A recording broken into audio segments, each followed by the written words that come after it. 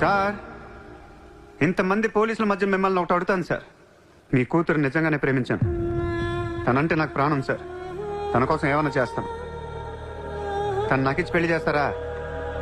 అన్నీ ఆపేస్తాను. అది జరగని పని.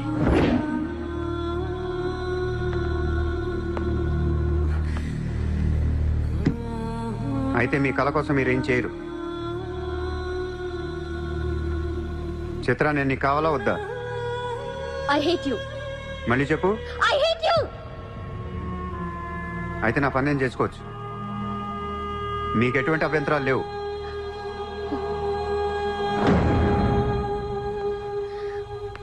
సార్, ఇప్పుడు చెప్తున్నా, మాఫియాని లీగల్ చేసేస్తాను.